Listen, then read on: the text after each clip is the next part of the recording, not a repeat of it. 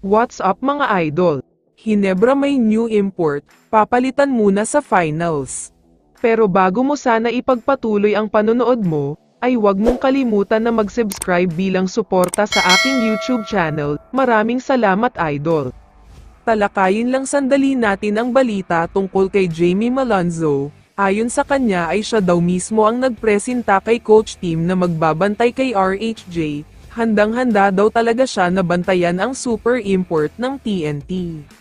Last Governors Cup Finals ay nakita daw niya kung paano mag-take over si RHJ, pero wala siyang magawa sa bench dahil nga may injury siya, pero ngayon daw ay ready na siya sa hamon at lockdown defense daw ang gagawin niya.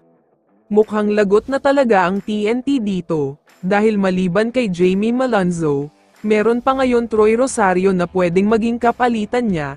Nandyan pa din si Stephen Holt kaya delikado na talaga ang championship para sa TNT. Samantala, lumipat na tayo ngayon sa balita tungkol kay Justin Brownlee.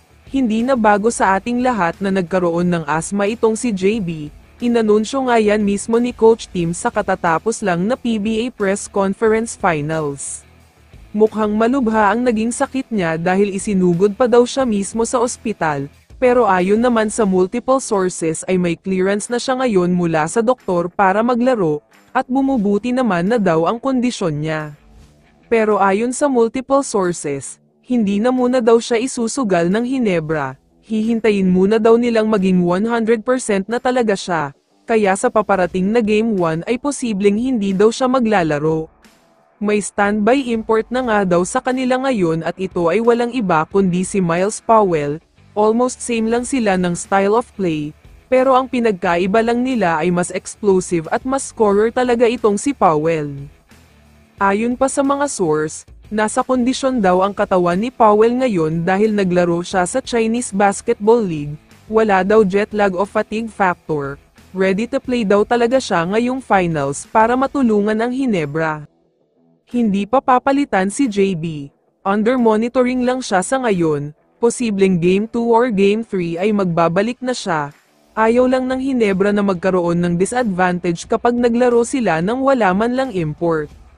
Pero kung ako ang tatanungin, mahihirapan ang Hinebra dito dahil sa chemistry issue. Pero malay naman natin baka matagal agad nakabisado ni Powell ang sistema sa Hinebra. Kaya abangan natin ang paparating na Game 1. Kaya naman kung ikaw ang tatanungin idol, ano ang masasabi mo sa balitang ito? I-comment mo naman ang sagot mo sa tanong na ito. So dito na nagtatapos ang video na ito. Maraming salamat sa pagsuporta at panonood mga idol. Ingat at bye-bye.